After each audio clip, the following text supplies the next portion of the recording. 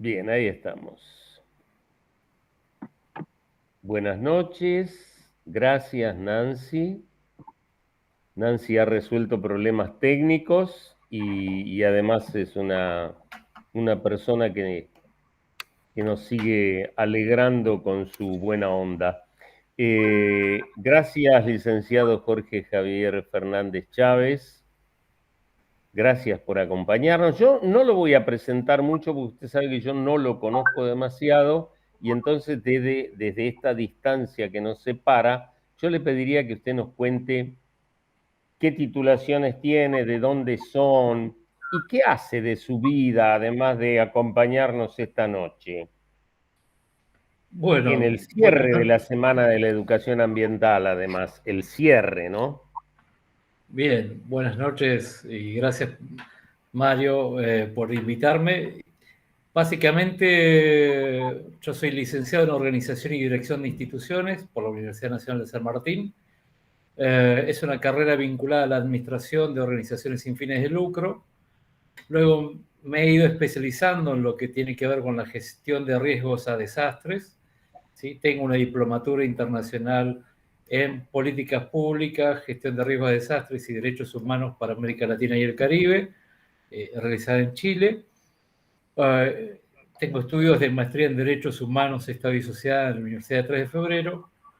Actualmente estoy cursando la maestría en Comunicación y Derechos Humanos en la Universidad de La Plata y desde hace un tiempo participo en el Centro de Negociación Humanitaria, que es una iniciativa que encabeza el Alto Comisionado de Naciones Unidas para los Refugiados, Médicos Sin Fronteras, el ACNUR y el Comité Internacional de la Cruz Roja.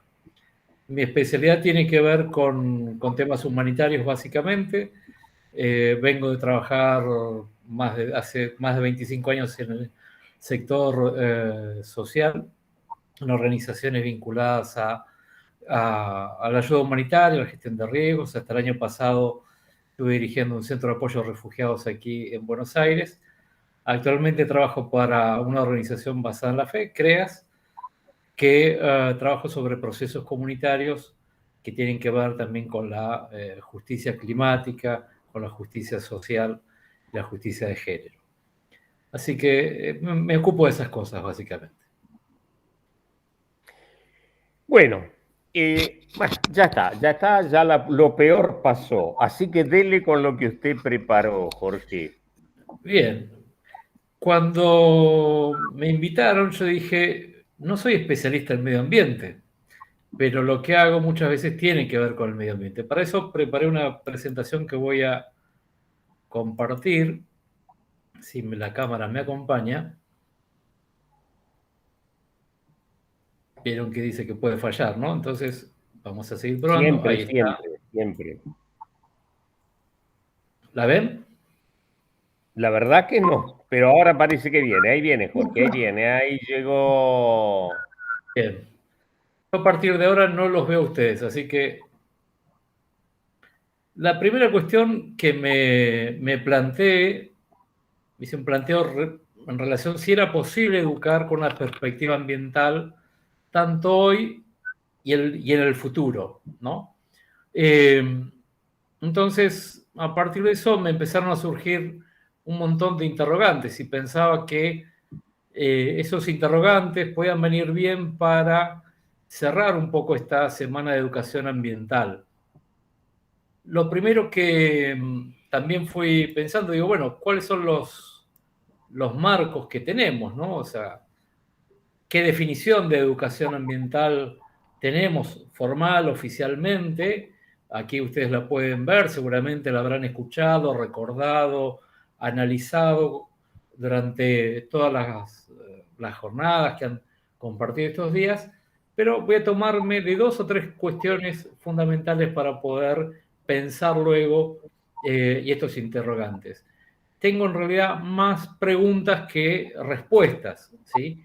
Y mi invitación básicamente va por ese lado, ¿sí? Tratar de pensar juntos y juntas todas aquellas dudas que se nos presentan a la hora de tener una práctica educativa y pensar también quizás cómo poder atenderlas, resolverlas, desarrollarlas o gestionarlas.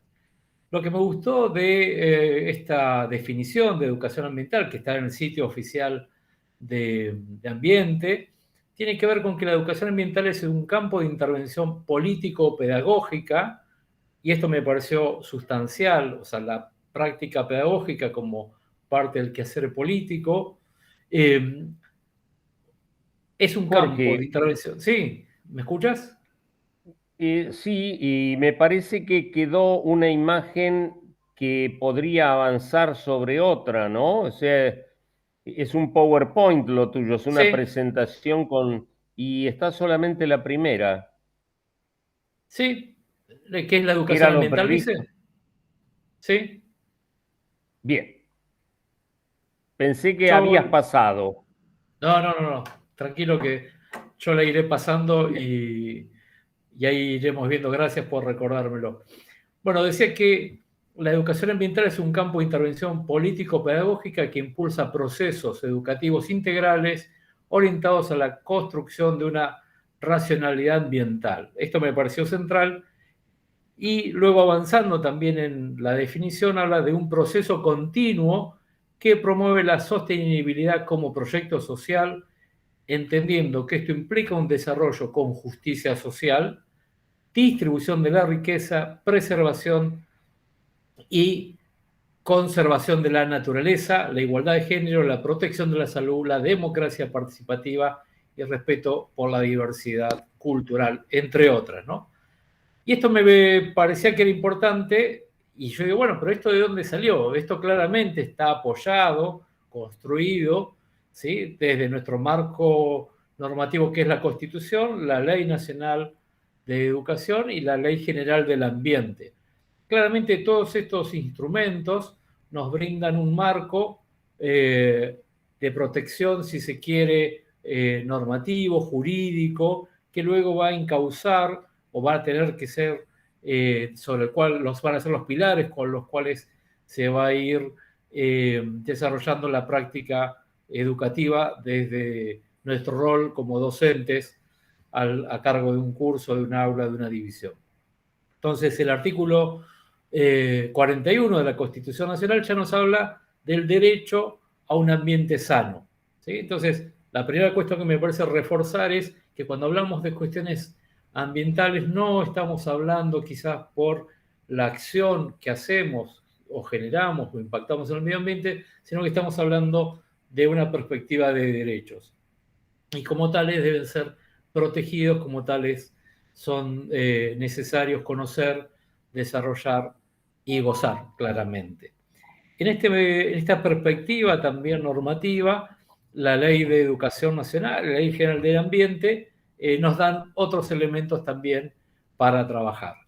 Pero este punto de partida a mí particularmente me generó más preguntas que respuestas.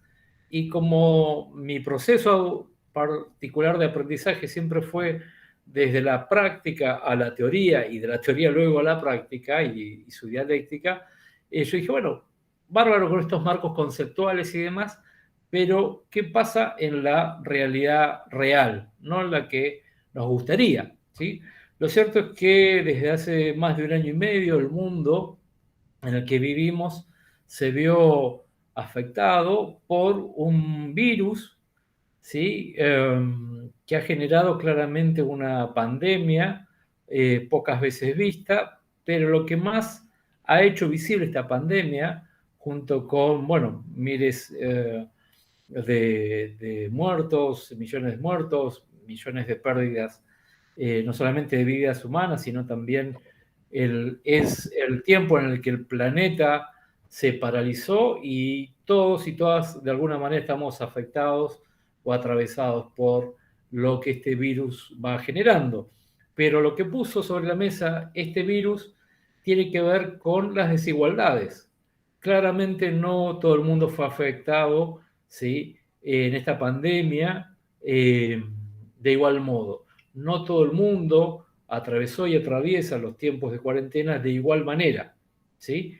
Esto puso sobre la mesa cuestiones de desigualdades, puso cuestiones vinculadas a cómo son los sistemas productivos, cómo son los sistemas sociales que atravesamos, generamos los seres humanos. Y esto también vamos a ver que tiene que ver con el medio ambiente. Este mundo en el que vivimos también se ha visto afectado por un conjunto de desastres, ¿sí? Los desastres no son naturales pese a todo aquello que creemos. Mayormente son, si bien hay fenómenos socionaturales, en su gran mayoría son producto de la acción de las personas. Y acá voy a compartir un pequeño video, voy a dejar de compartir y voy a ver si retornando vamos a compartir un video. ¿Sí? Vamos a ver si sale.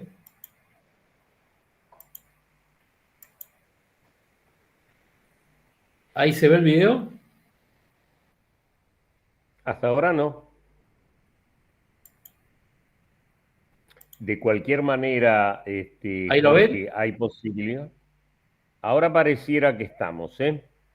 De Bien, cualquier les voy a manera, yo pedir. te preguntaba, ¿hay Sí, posibilidad de que este video después sea difundido por nuestro canal de YouTube? ningún problema. Sí, sí, Bien, bien, bien. ningún problema. Bueno, voy a compartir la pantalla. Me interesaría que puedan prestar particular atención a algunos datos, cifras que el video plantea.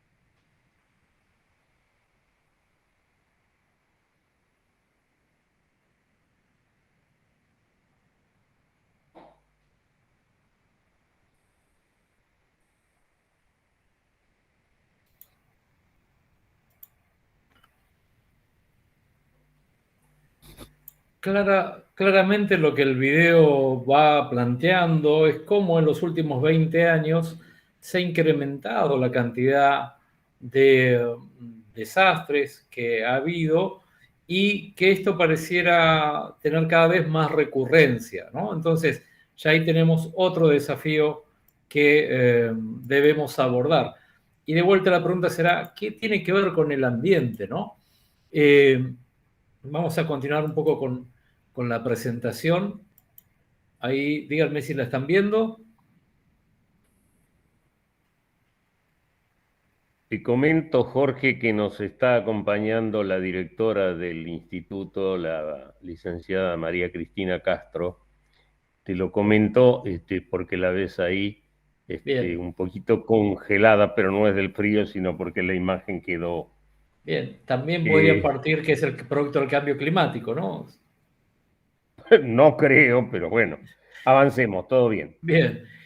Claramente las imágenes que vimos y que estamos viendo dan cuenta de cómo la acción de los seres humanos interviniendo en el ambiente genera en algunos casos esos desastres. ¿Sí? Los desastres no son naturales, los desastres son generados por la acción de los humanos, las humanas, y también hay algunos desastres que claramente son producto de eventos socionaturales, pero muchas veces los efectos que tienen nos atraviesan y demás. Cifras de la Oficina de Asuntos Humanitarios de Naciones Unidas dan cuenta que en América Latina, ¿sí?, más de 41 millones de personas se les ha brindado asistencia humanitaria a lo largo del 2020, en este contexto que hablábamos inicialmente, tanto por la pandemia como por estos eventos y fenómenos que año a año van teniendo más recurrencia en nuestra región. ¿Sí? Fue necesario 4.3 billones de dólares en materia de asistencia humanitaria para brindar respuesta. ¿Sí? Esto claramente son cifras que se han incrementado en los últimos años, en algunos casos se han triplicado y en algunos casos se han sextuplicado respecto a años como el 2016 o el 2020. Y la financiación recibida para las respuestas, en general, la respuesta humanitaria ha sido de 1.3 billones. Cuando hablamos de una respuesta humanitaria estamos hablando de entrega de elementos fundamentales para asegurar la vida digna, hablamos de cubrir necesidades alimentarias, necesidades de cobijo, protección y demás. ¿Sí? En todo este marco es de destacar que en América Latina estamos teniendo el segundo desplazamiento mayor en materia de crisis migratoria que se han generado en algunos países a partir de la situación de Venezuela, con más de 5 millones de personas que han tenido que salir del país, y junto con estos fenómenos migratorios también estamos viendo otros fenómenos migratorios como los que se encuentran en Centroamérica. Centroamérica es una de las regiones que más recurrencia de desastres tienen, ¿sí? Junto con situaciones de pobreza estructural, fenómenos climatológicos y este tipo de desastres y demás generan estos procesos migratorios. ¿Sí? Los fenómenos que se están dando respecto del cambio climático está poniendo también en tensión algunos marcos jurídicos vinculados a quiénes son los refugiados, ¿sí? O quiénes son los migrantes. Si bien la Convención del año 51 y demás instrumentos internacionales hablan que los refugiados son personas que deben salir de su territorio porque su vida, su seguridad y su libertad están en riesgo, eso también fue ratificado por otros instrumentos aquí en América Latina, como la Convención de Cartagena del año 84. Nada hablan de temas climáticos, ¿sí? Y eso ya pone al sistema de Naciones Unidas en revisión de estos tratados, de estas normas y demás. Y aquí decía, bueno, esto es el contexto del mundo que estamos viviendo, que estamos transitando, y como decía hoy inicialmente, luego que me presenté, vengo a presentar más las dudas que tengo más que las respuestas que puedo brindar, ¿no? Para que podamos pensar juntos, porque no creo que haya una sola respuesta, sino que podemos sumar elementos colectivamente para generar algún tipo de respuesta. Lo primero que pensaba era, bueno, ¿cómo logramos hacer frente de alguna manera a estos desafíos que esta realidad plantea? Pero me preguntaba también si era posible abordarlos desde la educación y más precisamente desde un profesorado. Y cuando pensaba en ustedes, pensaba de, bueno, un profesorado que enseña economía y gestión, física, geografía, historia, educación inicial, matemática, química, educación primaria, lengua y literatura. ¿Pudieran aportar algo? Bueno, iremos viendo seguramente sí. Pero también pensaba en qué tipo de formación brindamos, para qué perfil docente y para qué sujetos educativos, ¿no? Tanto los de hoy como los del futuro. En el siglo pasado estudié el profesorado de enseñanza primaria, no lo terminé, porque me fui más por el lado de la educación no formal. Pero siempre me han quedado estas dudas y preguntas respecto a cuál es el rol de la educación. Y aquí vamos a hacer un paso más. Y aquí es donde mis dudas han aparecido. Primero es, bueno, ¿podemos pensar colectivamente cómo llegamos a esta situación que nos sirva como elemento de diagnóstico más allá de los datos, las cifras y demás? ¿Podemos pensar agudamente qué responsabilidades tienen los estados ante esto? Y también hacernos la pregunta de qué responsabilidad tiene nuestro estado, ¿sí? Ya sea en los diferentes niveles, ¿no? El nivel nacional, provincial o municipal. ¿Qué tipos de responsabilidades tienen y tenemos frente a estos temas? Seguramente en ocasiones tratamos de poner las responsabilidades en otros y no en algunos casos en nosotros. Claramente uno dirá, bueno, pero yo no soy el responsable de las emisiones que afectan al planeta. Bueno, en algunos casos sí, en algunos casos no. Tendremos que ver qué tipo de actitud ambiental tengo, qué responsabilidades ambientales tienen en mi ciudad diferentes agentes y qué hace el Estado por regular esto. ¿Qué desafíos tiene la educación ante estos contextos? Bueno, yo supongo que algún tipo de educación tiene, ¿no? O sea, dicen que la educación genera un conjunto, o es la madre que genera un conjunto de nuevas profesiones, ¿no?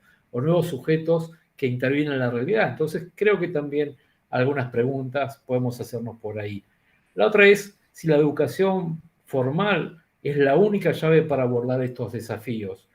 ¿La educación no formal tiene algún vínculo con estos temas?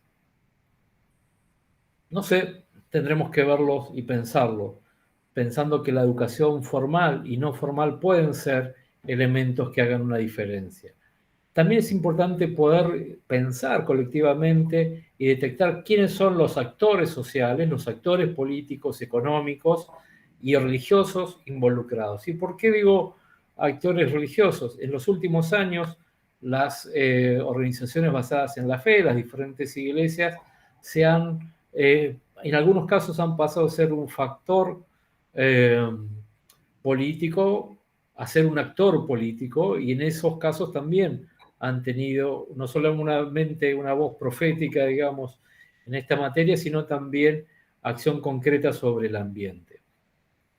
Mis dudas han continuado, como podrán ver, y también pensaba, digamos, si el sistema educativo en sus diferentes niveles pudiera hacer hoy una diferencia. Pero también me preguntaba si mañana pudieran hacer una diferencia, ¿no? Pensando algunas cosas vinculadas a a la Agenda 2030, decía, bueno, para poder abordar estos 17 Objetivos de Desarrollo Sostenible, ¿qué haría falta que aprendiésemos o aprendiéramos en un profesorado? ¿No? Entonces decía, bueno, pero el mañana no es el 2030, quizás podamos hablar para dentro de 20 o 30 años. Y ahí decía, bueno, pero hará falta un cambio de currícula. Digo, ¿basta con un cambio de currícula? ¿Cómo se capacitan hoy los docentes y las docentes del mañana? ¿Sí? Sobre todo porque sabemos que el caso de los resultados en educación se ven a largo aliento, ¿no? Entonces, Estos son procesos que hay que considerar, tanto en materia de políticas públicas como en mi rol docente en un aula. También pensaba, digo, ¿el tema ambiental está presente en el currículum? ¿Sí? ¿Cómo está presente? ¿Es un contenido transversal? ¿Es central? Y es interesante ver, por ejemplo, la página en la provincia de Buenos Aires. Cuando me metí a ver, bueno, encontré un montón de cosas. A simple vista no vi esos contenidos, ¿sí? Obviamente cuando uno se pone a bucear y a meterse en algunos diseños curriculares, encuentra algunos aspectos, ¿no? Pero a simple vista, no sé si será una cuestión de diseño de la página web o una cuestión conceptual, no parecieran estar, ¿sí? Y también pensar si es un tema transversal, ¿sí? ¿Cómo se relaciona esto con otros temas? ¿Cuáles son los contenidos actuales que se están brindando? ¿Sí? Y esos contenidos actuales, ¿a qué modelos de desarrollo apuntan? ¿Sí?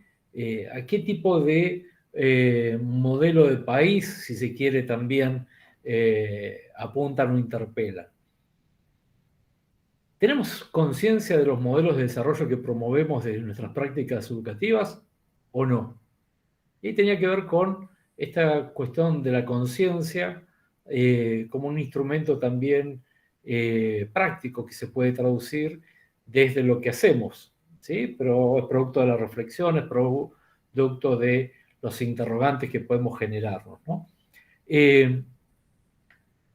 También me preguntaba si es un modelo de desarrollo sostenible el que tratamos de generar desde el aula, desde la comunidad educativa, desde la escuela para con el barrio, ¿sí? ¿Cómo abordamos en nuestro espacio educativo un modelo de desarrollo sostenible? ¿Cómo consideramos las dimensiones sociales, económicas y ambientales que tiene un modelo de desarrollo sostenible? Y también lo pensaba, digo, bueno, lo medioambiental, ¿cómo está presente en nuestro proyecto educativo institucional? ¿Sí? Si todo esto de una manera, si se quiere, más formal o realmente una manera práctica, una manera concreta, ¿sí? Nuestro proyecto educativo institucional considera una perspectiva de desarrollo sostenible o quedó en una declaración bonita, ¿sí? De palabras que nos suenan bien y listo, ¿no? Pensaba, digo, también en la práctica hoy, cómo vinculamos las materias entre sí y los diferentes contenidos para poder lograr enseñar aspectos de desarrollo sostenible. ¿Tienen diálogo las materias entre sí? ¿Cómo hacemos que la matemática dialogue con la física, dialogue con la historia o la geografía, ¿sí? Para comprender estos desafíos ambientales que hoy tenemos, ¿no? Consideramos enseñar. Algunos decimos, Sí, Jorge, decime. que uno de los dramas en la formación de nuestros estudiantes es que muchas asignaturas son compartimientos estancos. Nadie toca la temática, la preocupación de otro colega porque es su tema. Bueno, ese es Y un problema para no, mí. no nos metemos con el otro. Claro, la quinta. No, no, Y esto, no voy a hacer asado a la quinta del vecino, decía un amigo mío. y el cada maestrito con su librito, Exactamente. porque no podemos. Bien, ese es un problema, claramente, ¿sí? O sea, desde mi punto de vista, el hecho de que no tengamos un diálogo como comunidad educativa, como docentes, como colegas, como compañeros de trabajo, preocupados por la educación, más allá de nuestro espacio de interés profesional, laboral, es un problema, ¿sí? Porque volvemos a fraccionar el mundo, no ver la integralidad de los problemas y tampoco desde nuestra especificidad aportamos a la integralidad, ¿no? Entonces, ahí claramente hay un déficit, me parece que es importante. Y pensaba, siguiendo con estas preguntas, ¿sí? Si esto se puede enseñar de un modo práctico, ¿no? Y yo decía, bueno, ¿podemos enseñar cómo medir la huella de carbono en nuestra escuela? ¿Sí? Por ejemplo, pensaba, un distrito escolar no pudiera promover como práctica institucional el medir la huella de carbono anualmente de cada escuela, ¿sí? Y quizás hacer un concurso, ¿no? De ver quién la reduce. O también pensaba, digo, en nuestros comedores, ¿no podríamos servir alimentos agroecológicos? Quizás ayudando a los productores locales y de esa manera dinamizar la economía. No sé, son preguntas o algunas ideas que comparto. También pensaba si era posible sumar algún mecanismo de economía circular, ¿sí? Como el que describí anteriormente, en nuestro barrio y en nuestra comunidad. ¿Sí? Pensaba que, bueno, todo aquello que nosotros tratamos de reciclar, en tanto y en cuanto reciclemos en la escuela, ¿sí? Si esto puede ser de utilidad quizás para los recolectores de residuos urbanos de la comunidad y que eso entre en un mecanismo de economía circular que genere riquezas que queden en la comunidad, ¿no? Fíjense que seguimos hablando de medio ambiente, pero empezamos a hablar también de justicia y distribución económica, ¿sí? Y ahí me preguntaba si el reciclado era una cuestión de conciencia y compromiso o una cuestión formal, y si había seguimiento real de esto. La semana pasada, Y ahí, a propósito de esto, y ahí te respondo esto y te compartirme lo que querías decirme, lo consultaba esta pregunta se la hacía a una amiga que es directora en un colegio aquí en la ciudad de Buenos Aires, ¿no? Y ella me decía, mira, nosotros hay temas que nos bajan, como se dice en la jerga popular, nos bajan en materia ambiental, tenemos un docente encargado en la escuela de temas ambientales, mayormente son siempre los de biología, ciencias naturales, etcétera, etcétera. Dice, tenemos tachos para separar la basura, tenemos algunas actividades ambientales con los alumnos y alumnas, eso está bárbaro. Dice, pero el mayor problema lo tenemos cuando eso entregamos para que lo vengan a buscar, viene el camión y mezcla todo de vuelta, con lo cual ese circuito y ese esfuerzo que nosotros hacemos queda en un gran como sí, ¿no? Queda como en una puesta en escena que no resuelve el problema ambiental de fondo y hace que se descrea de las posibilidades educativas que se tienen. Este es el caso de una escuela, desconozco si ocurriría en la ciudad de Buenos Aires, pero seguramente si pudiéramos trabajar con diferentes recuperadores de residuos sólidos urbanos, quizás pudiéramos entre todos y todas achicar esta brecha entre el decir y el hacer para tener un marco de coherencia y tener un impacto en el medio ambiente. ¿Me ibas a decir algo, Mario? justamente estaba recordando y quería compartir y coincidir con vos en que efectivamente el problema está en que nuestros pibes y nuestros adolescentes ven rápidamente estas, yo no sé si decir estas trampas que los adultos y los funcionarios y a veces nuestros propios representantes ponen sobre el tema del reaprovechamiento de los materiales y el destino de los residuos.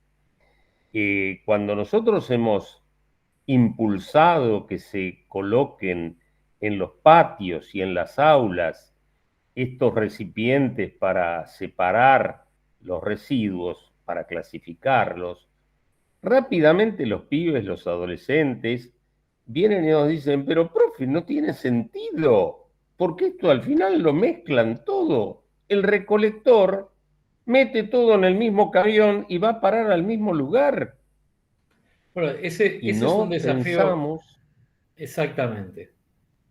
Ese es y un no desafío, pensamos en la posibilidad justamente de que in situ, en la misma casa y en la misma escuela, se haga reaprovechamiento de aquello que va a terminar siendo descartado.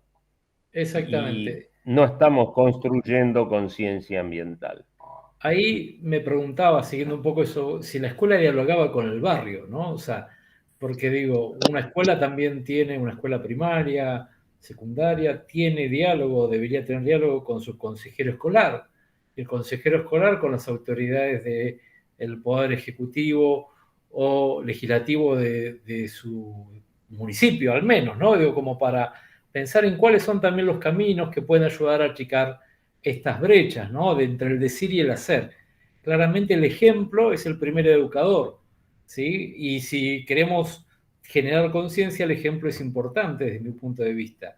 Y mostrar cómo reciclamos, cómo recuperamos, cómo damos valor a eso que algunos llaman basura y cómo pueden transformarse quizás en nuevos productos y entran en un circuito de economía circular, me parece que puede ser un gran desafío. Pero ahí, de vuelta, la escuela, en mi opinión, debe dialogar con el barrio.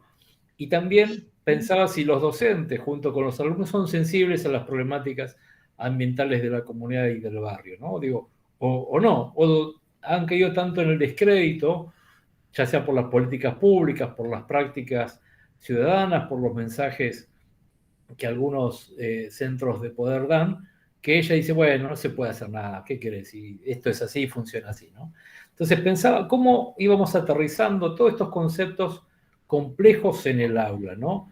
Y pensaba también cómo éramos capaces o cómo tomábamos los temas cotidianos como elementos para poder problematizar y enseñar contenidos desde ahí, ¿no? Entonces, me imaginaba que digo, si yo fuera docente, no creo que fuera docente de alguna materia en particular, sino tratando de tener una visión integral de esto o tratando de involucrar a otros colegas, profesores, profesoras y demás en tratar de tener una perspectiva amplia de la educación, pero mucho más de la educación ambiental, ¿sí?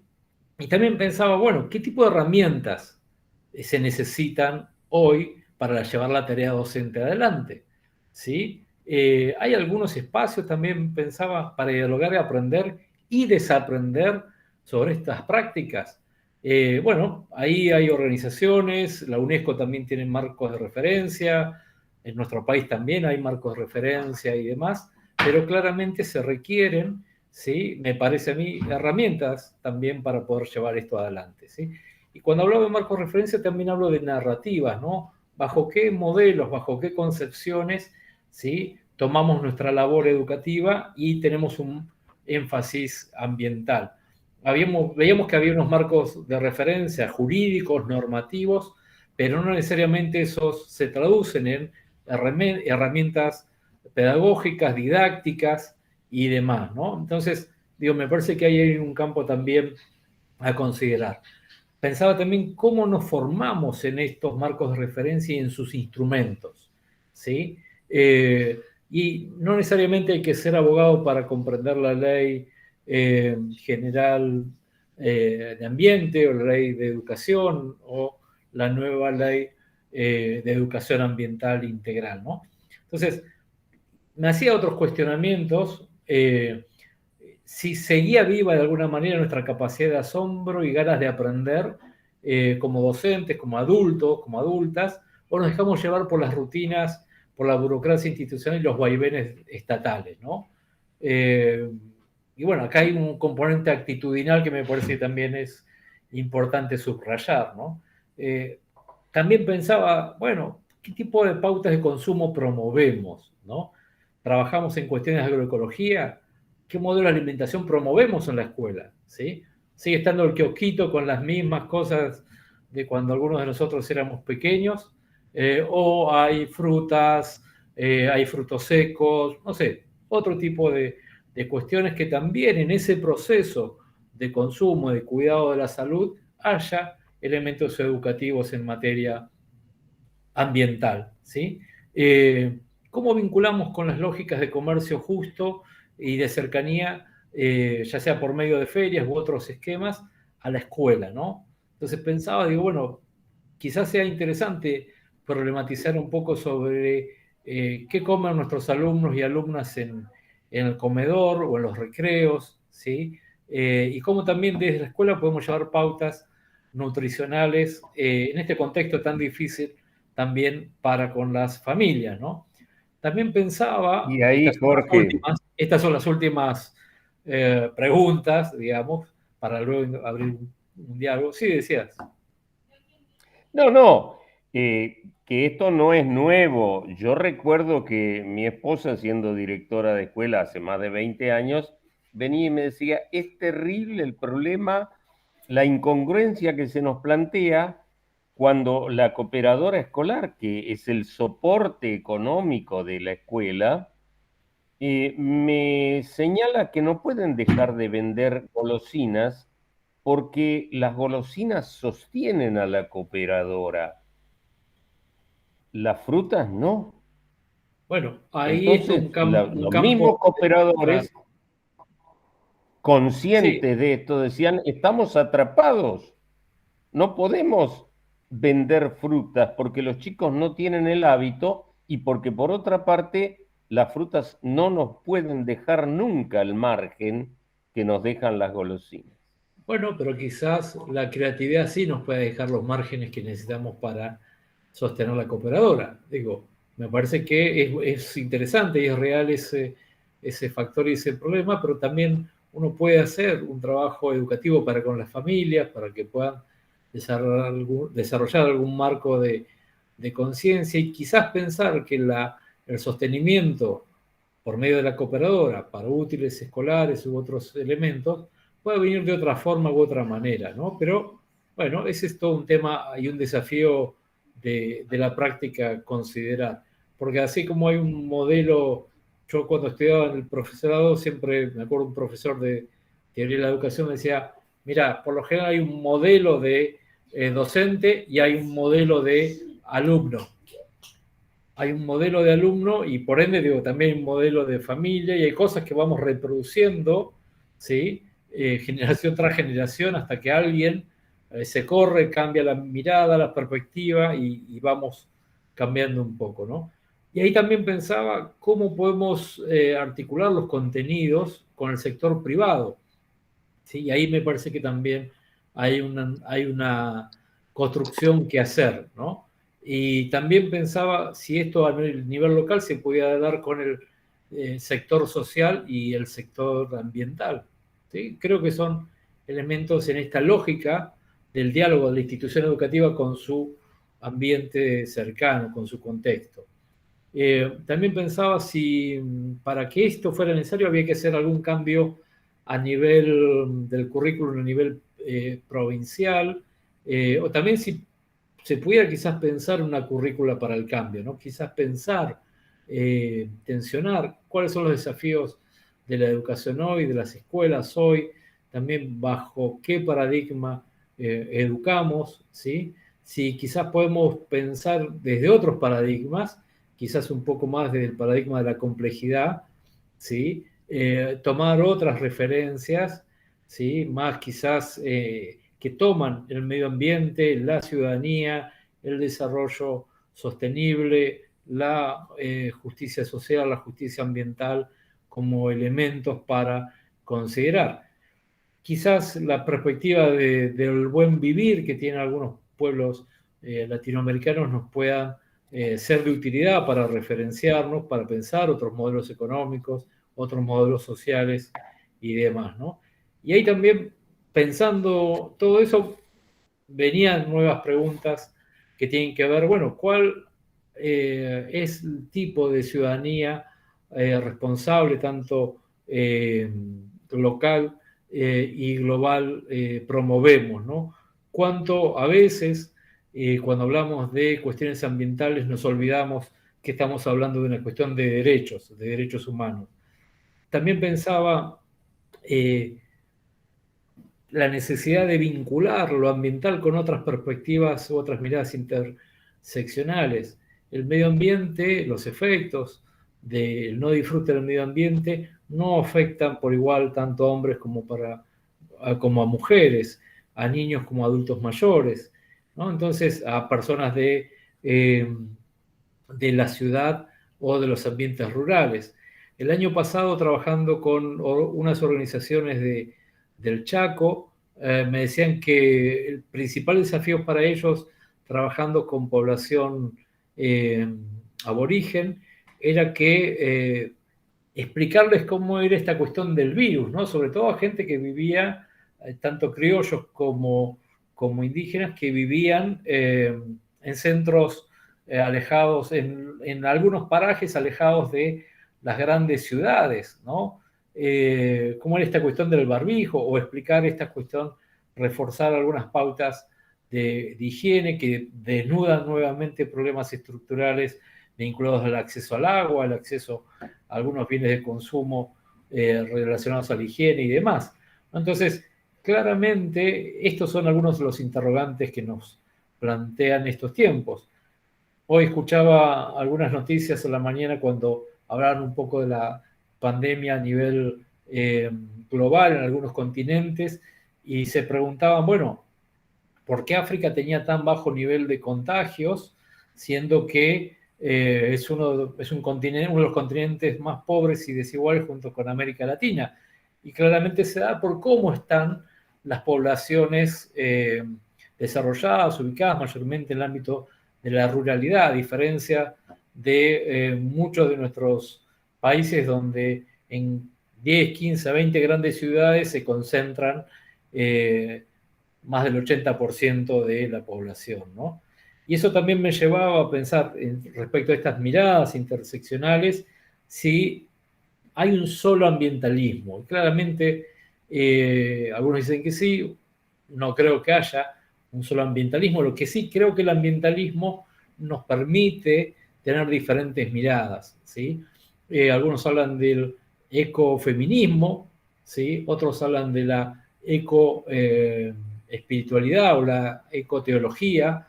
Claramente son elementos inspirados o basados en la perspectiva ambiental que requieren, como cualquier categoría de análisis, como cualquier perspectiva, ser considerada a la hora de poder pensar integralmente, abordar temas ambientales. Y también esto en los últimos años también ha puesto sobre la mesa la dimensión política de lo ambiental, ¿no? Que deberíamos asumir y enseñar en nuestras prácticas educativas. Y en esto yo pensaba, digo, si estuviera enseñando geografía latinoamericana, quizás pudiera plantear los conflictos medioambientales que existen en la región respecto al extractivismo, respecto a cómo algunas grandes empresas se llevan no solamente las riquezas, reproduciendo algunas lógicas que vienen de la época de la colonia, nada más que ahora por otros métodos más tecnificados, pero también plantearía cómo algunos elementos de geopolítica se juegan aquí, ¿no? Y cabe recordar que el año pasado, previo a que la pandemia nos sorprendiera a todos y a todas, el presidente Macron le reclamaba al presidente Bolsonaro su poca proactividad respecto al cuidado de la Amazonía, ¿no? Entonces, ahí claramente también lo ambiental tiene una dimensión política a considerar que podemos valernos para enseñar contenidos de ciudadanía, de cuestiones de relaciones de poder y demás.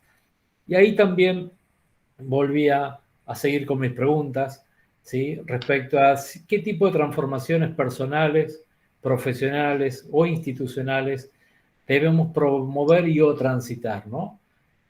No deberíamos ser tal vez indiferentes a todo esto porque claramente el tema ambiental nos toca de una u otra manera, ¿sí?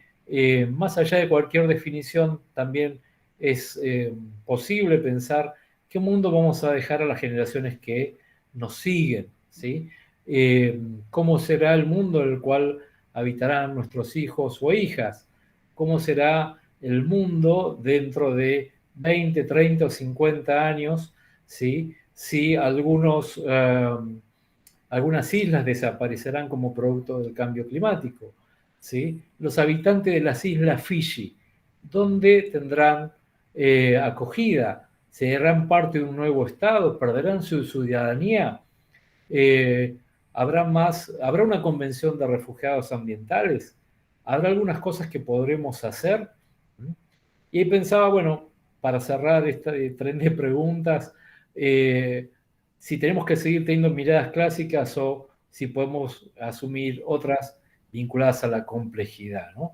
Como decía inicialmente, yo tengo más preguntas, como verán, que respuestas, ¿sí? Pero claramente son las que al menos a mí me impulsan a pensar si estuviera siendo docente en un profesorado o si fuera alumno en un profesorado, me impulsarían un poco a esto. Pero las preguntas, obviamente no se cierran a ese conjunto de 45 preguntas para disparar una discusión, sino también algunas respuestas o certezas tenemos, ¿no? Y aquí los marcos de referencia y herramientas también nos pueden ser de utilidad a la hora de trabajar cuestiones de educación ambiental en nuestros espacios educativos.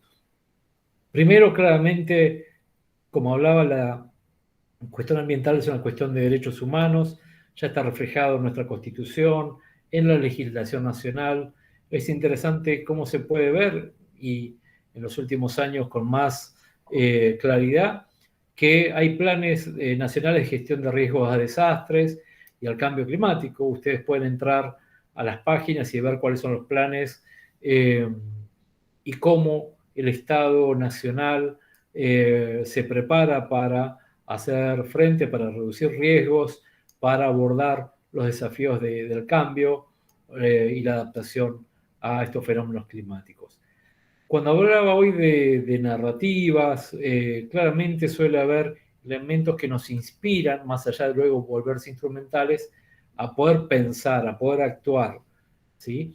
La Carta de la Tierra claramente es uno de tantos referencias, pero luego hay otros que quizás menos poéticos, aunque los principios de la Carta de la Tierra, más allá de sus títulos, son también prácticos y políticos, ¿sí?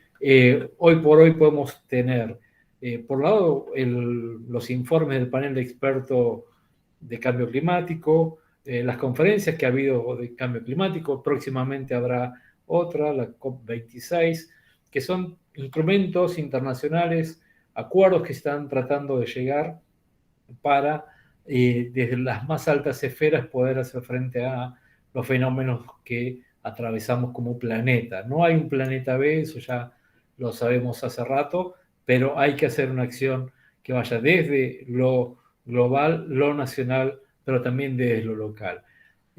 Para muchos, hoy mencionaba más temprano que las organizaciones basadas en la fe, las iglesias, actores religiosos han pasado a ser un factor político a un actor político. Y en ese sentido, la encíclica Laudato Si del Papa Francisco es uno de esos instrumentos.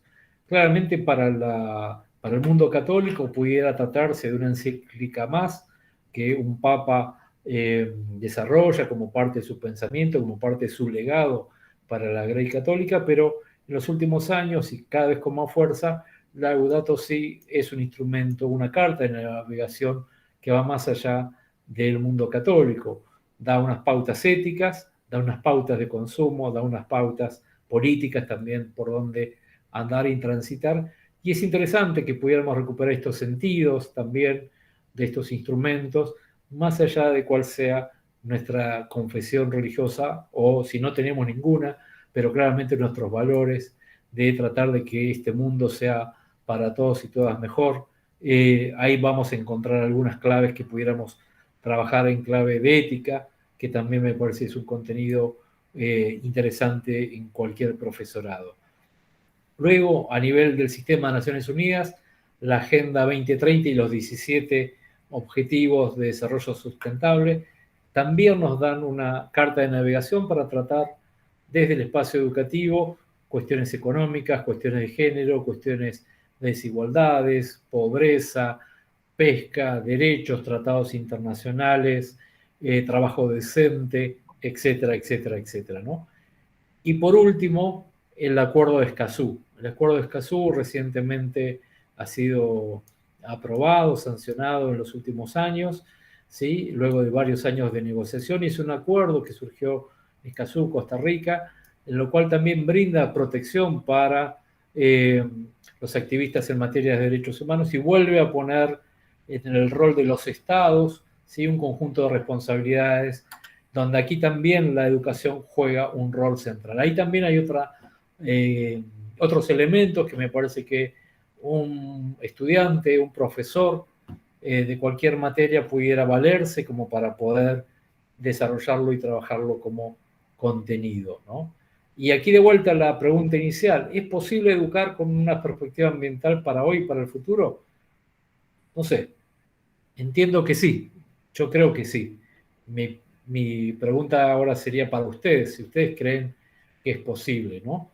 Y aquí para finalizar y entrar en todo caso en diálogo, si fuera necesario, recordar algunos elementos que la Carta de la Tierra nos trae como elementos que luego fueron sumando otros instrumentos que recién mencioné.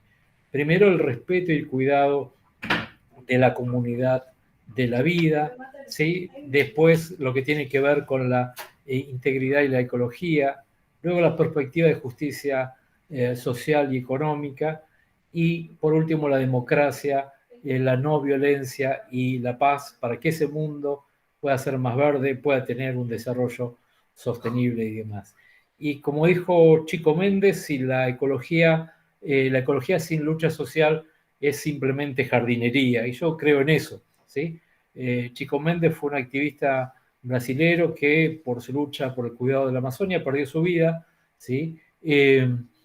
Y realmente creo que uno puede dar testimonio de que puede seguir su acción, su lucha desde cualquier lugar. Y esa foto creo que me muestra claramente el rol, el protagonismo que las y los jóvenes están tomando a nivel global. Esa fue de la marcha de los últimos 15 días, ¿sí? Y me gustaba verlas aquí por las calles de mi barrio, donde decía que justicia ambiental es justicia social. No podemos seguir pensando en un mundo fragmentado, cual si fuese una biblioteca donde toman libros uno y demás.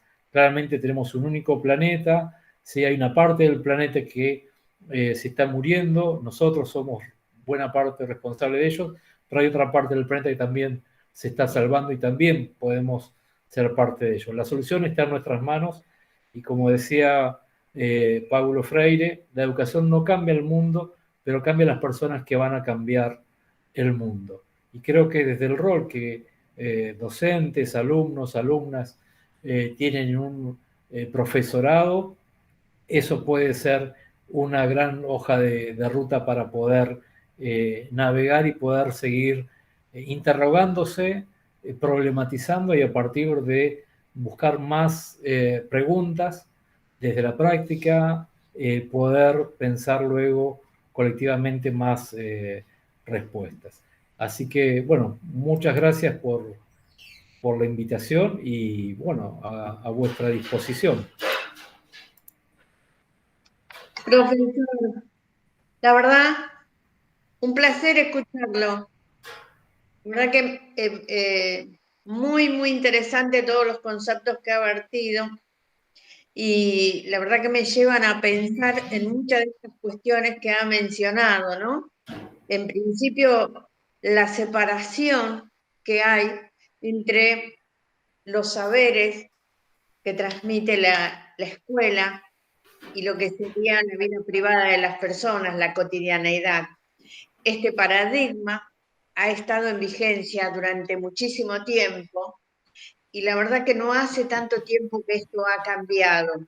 Tal vez pienso yo que tenga que ver con esta poca conciencia que tenemos todavía, la gente en general, los docentes en particular, acerca del cuidado del medio ambiente y de la importancia que implica la responsabilidad ética y política que tenemos en la transmisión de estos conocimientos para las nuevas generaciones, ¿no?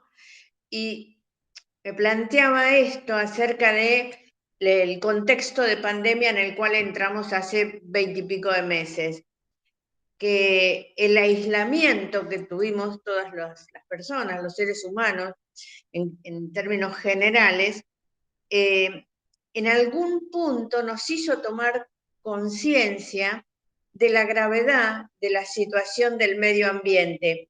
Cuando nosotros nos retrotraemos y quedamos en nuestras casas, son las especies, los animales, los que de pronto empiezan a salir y empiezan a tener otra forma de estar y de ocupar esos espacios que nosotros dejábamos en ese momento libres por una cuestión de cuidado, ¿no? Yo creo que ese fue un punto clave para tomar conciencia de la gravedad de muchas situaciones ambientales que estamos padeciendo y como que hizo un clic en un momento, ¿sí? Como que todos de pronto parece que hubiéramos tomado conciencia de la gravedad de la situación.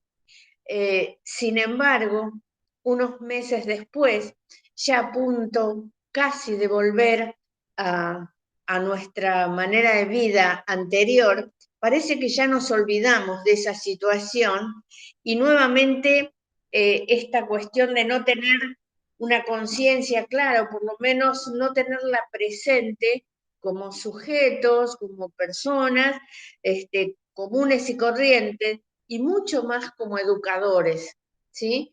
Esto que usted marcaba acerca de la currícula, todavía atravesada por el paradigma de la complejidad, que es lo que tendríamos que poner en práctica, porque es muy cierto esto que usted decía acerca de, tenemos todas las normativas, tenemos todos los avances que nos dan cuenta de una situación. ¿Qué pasa que todavía no lo estamos pudiendo implementar? ¿Qué pasa que todavía no se ha hecho carnadura en cada uno de nosotros para ponerlo precisamente en nuestra actividad, en nuestra acción pedagógica y didáctica, ¿no? Creo que necesitamos una profunda revisión de toda la currícula, ¿sí?, escolar en términos generales, pero muchísimo más la de los profesorados, ¿sí? Porque acá es donde estamos poniendo la semilla de los futuros docentes de todos los niveles del sistema educativo. Entonces creo que acá hay que hacer una profunda reflexión y revisión y tener una mirada más crítica, y en esta criticidad estoy diciendo hacernos cargo, ¿sí? Que me parece que no me incluyo obviamente dentro del colectivo docente, pero hacernos cargo de esta responsabilidad que nos cabe. Es muy, Perdón, muy Cristina. interesante. Discúlpeme que me extendí, pero me entusiasmó muchísimo lo que usted comentaba, ¿no? Sí, Bueno, me decime. alegro, muchas gracias. No, por favor. Eh, Muy interesante y, perdón, Edmund, un segundito. Y me atrevo ya a comprometerlo para un encuentro presencial con nuestros estudiantes para dar una charla con todos ellos en el profesorado. Sería fantástico si pudiera. Sí, con todo gusto.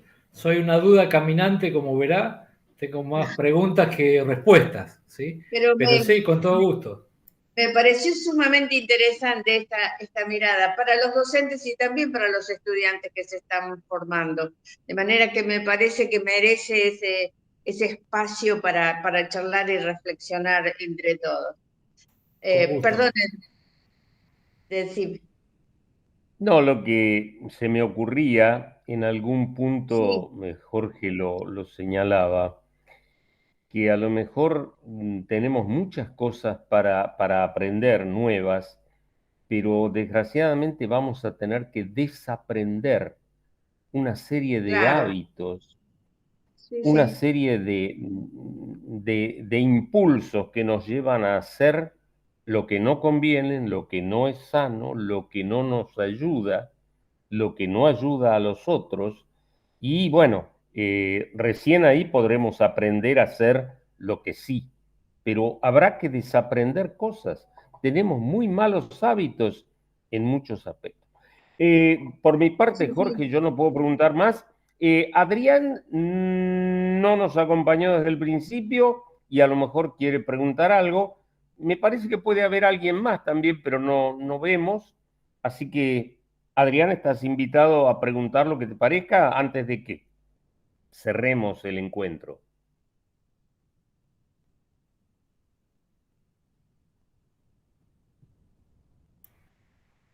Bueno, tampoco podemos ser coercitivos. No, las reuniones de Zoom o Meet se han transformado casi en un ejercicio de peritismo, ¿no? Uno tiene que preguntar Sí, si estás ahí, da 3 golpes o cosas por el estilo, ¿no? O sea, es En verdad. las clases creo virtuales yo muchas que veces me pregunto si no habrán dejado la cara nada más. a veces ocurre. Jorge, Creo gracias por que tu hay un par de aporte. desafíos. Y creo que si No, nuestra por favor. directora te compromete, vas a tener que venir al 45. Sí, ningún problema, ningún problema. Me quedé pensando en esto que ella puntualizaba respecto de la pandemia, y la pandemia Sí, también nos deja un montón de sí, desafíos y nuevas preguntas, ¿no? Y cosas que tendremos que prestar mayor atención, como por ejemplo el tema de salud mental, el uso de la tecnología, el tema de las desigualdades, el tema de las economías del cuidado, las economías, de economía feminista, los modos de sí, sí. producción, ¿no? Entonces, digo, hay como un conjunto de nuevas preguntas por respondernos que nos llevarán a nuevos interrogantes, ¿no? Así que, por mi parte, me ha gustado ayudarlas y ayudarlos a pensar, ¿sí? Como decía, Sí. soy más una duda que una respuesta, ¿sí? Y solo sé que no sé nada, Ah, como genial. decía alguien de la antigüedad, ¿no? Sí, sí, genial, muy bien. La verdad que ha sido sumamente interesante, profesor, y ya, como le digo, lo comprometo probablemente para el próximo año para que podamos tener esa gran charla con todos nuestros estudiantes y ya en la presencialidad.